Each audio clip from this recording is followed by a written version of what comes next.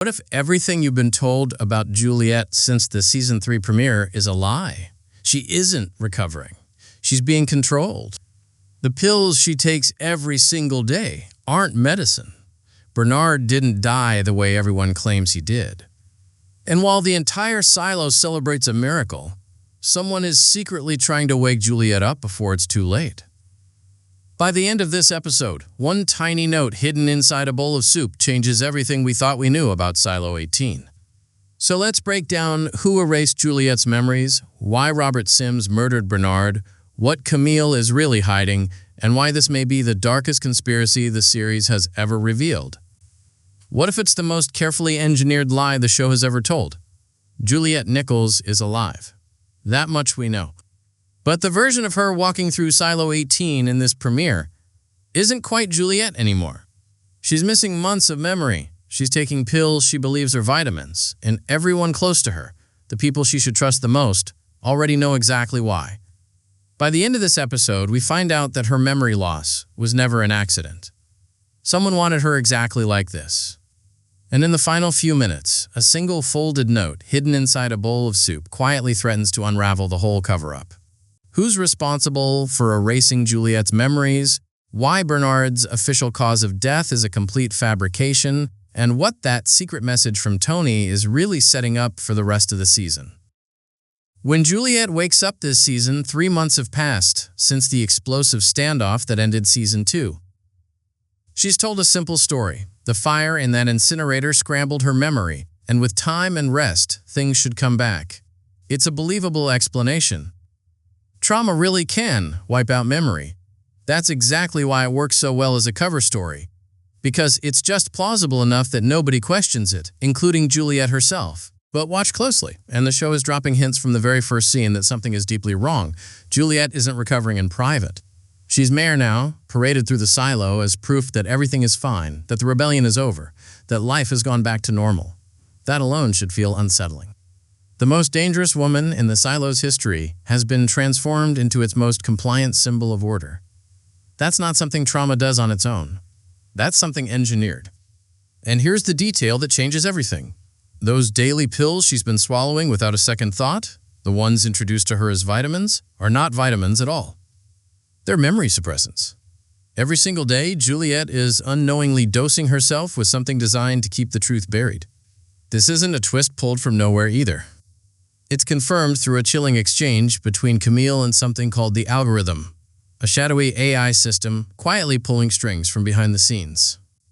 When the algorithm notices signs that Juliette's memories are starting to resurface, its instruction is cold and immediate. Increase her dosage, not monitor her, not investigate. Suppress her further. Think about what that really means. This isn't a rogue decision made in a moment of panic. It's policy. There's a system in place, quiet, methodical, and already tested, for controlling what Juliette is allowed to remember, and Camille isn't hesitating to follow it. That raises an uncomfortable question the show wants you sitting with. Is the algorithm simply executing orders it was given long ago? Or is it making its own judgment calls about what's best for the silo? Because if it's the second one, that's not just a cover-up anymore. That's a machine deciding what version of the truth human beings are allowed to know. Camille isn't acting alone, though. She has a partner in this deception, and it's someone Juliette has every reason to trust. Robert Sims. Early in the episode, Robert sits Juliette down and gives her the official account of what happened to Bernard Holland during the fire. According to him, Bernard's suit failed, poison from outside seeped in, and he died in the incinerator, alongside the flames that nearly killed Juliette too. It's tragic, but tidy. Case closed. Except it never happened that way. A flashback reveals the real sequence of events, and it reframes everything we thought we understood about that finale. Bernard did survive the fire, badly burned, but alive, in large part because Juliette had used her makeshift firefighter suit from Silo 17 to shield him. She saved his life without even remembering that she did, and then Robert killed him anyway, not through neglect, not through circumstance.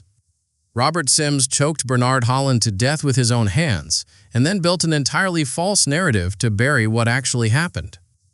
When he returns to Camille afterward, she doesn't ask if Bernard is dead. She asks something far more damning. Did he stick to the script? That single line confirms this wasn't an impulsive act of violence. It was planned, coordinated, and rehearsed between the two of them like a performance meant for an audience of one. Juliette. Why go to such lengths?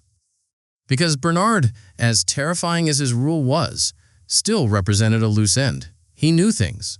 He'd survived something he shouldn't have. And in Camille's eyes, that made him not just inconvenient, but expendable. She shows no guilt about it either. If anything, she seems to believe Bernard had it coming. That tells you everything about who's really steering Silo 18's future now. It isn't the council. It isn't even Robert. It's Camille. To make sure Juliette doesn't start connecting dots on her own, Robert tests her. He brings up an old memory from a previous season, the time Juliette held Camille and Anthony hostage while breaking into a restricted computer. It's not a casual trip down memory lane. It's a loyalty check disguised as conversation, designed to see whether Juliette's memory loss is genuine or an act. Once he's convinced it's real, he moves on to cleaning up evidence, including footage that might show Juliette getting dangerously close to remembering who she used to be. And that's where the show reveals its cruelest detail. Robert announces to the council that most surveillance cameras have been removed from the silo now that the crisis is over, a symbolic gesture meant to suggest freedom and reform. But Juliette's room still has one, hidden, active. Watching her sleep, watching her panic, watching her every fragmented flashback. So ask yourself this. If the people running Silo 18 truly believed the danger had passed, why would they still be watching the one woman they claim has lost her memory completely?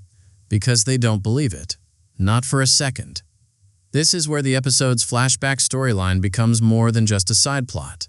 Centuries earlier, in the before times, we meet Congressman Daniel Keene and his sister Charlotte, caught up in a mysterious, high-stakes military operation. Charlotte survives a catastrophic incident during that mission, but she comes out of it with no memory of what happened to her. Watch how deliberately the show pairs these two timelines. A woman wakes up with critical memories missing after surviving something she wasn't supposed to survive. And it happens twice, hundreds of years apart. That's not coincidence. That's the show quietly telling you that memory control isn't a new tactic invented to manage Juliette. It's baked into the very foundation of how this world was built, possibly going all the way back to the origins of the silos themselves. Which brings us to the ending, the moment the entire episode has been building toward. During dinner, Tony, Juliette's chef, slips her something far more dangerous than food, a hidden note tucked inside her bowl. The instructions are simple and specific. If she wants the truth, she needs to leave the bowl turned upside down, then head to the marketplace. And then burn the note so no evidence remains. Juliette doesn't hesitate. She follows every instruction, and she destroys the message before anyone can find it. On the surface, it looks like a tiny, quiet moment. But it's arguably the most important thing Juliette does in the entire episode. For the first time since she lost her memories, she makes a choice that belongs entirely to her. One that Camille didn't guide, Robert didn't approve, and the algorithm never accounted for. So who's really behind that note? The method has a familiar signature, passing secret instructions through food, using careful, deniable language, trusting Juliette to act without asking questions first. It echoes the way Juliette received covert guidance before her cleaning much earlier in the series. That kind of quiet, personal resistance feels far more consistent with someone working the way down deep has always worked. Rather than the louder, more public defiance we're seeing from the masked outsiders currently stirring unrest elsewhere in the silo. If that theory holds, then somebody inside Silo 18, someone with access to Juliette, someone willing to risk everything, already suspects what Camille and Robert are doing to her and has decided she deserves the truth even if it's dangerous to hand it to her. And that raises the real question hanging over the rest of this season. What exactly is Juliette supposed to find at the marketplace? Is it a person? A hidden clue? Evidence about Bernard? Or something about the memory-suppressing pills themselves? The show has planted the seed. Now we wait to see what grows from it. Because here's what this premiere ultimately reveals. The biggest threat to Silo 18 was never rebellion, riots, or a broken pact. It's memory. Whoever controls what people remember controls what they believe is true, and right now, that control belongs to Camille, to Robert, and to an AI system quietly making decisions no one voted for. Juliette doesn't need to relearn everything at once. She just needs to stop taking the pills. She needs one uncontrolled memory, one honest ally, one moment where nobody is deciding the truth for her. So here's the question worth sitting with. If an entire community can be kept peaceful simply by controlling what its people are allowed to remember, was Silo 18 ever really at peace to begin with, or has it simply forgotten how to be afraid? Who do you think slipped that note into Juliette's bowl? Drop your theory in the comments. I want to know who you're betting on. If this breakdown helped connect the dots, do me a favor and hit like, subscribe, and share it with another Silo fan who's just as obsessed with this mystery as we are.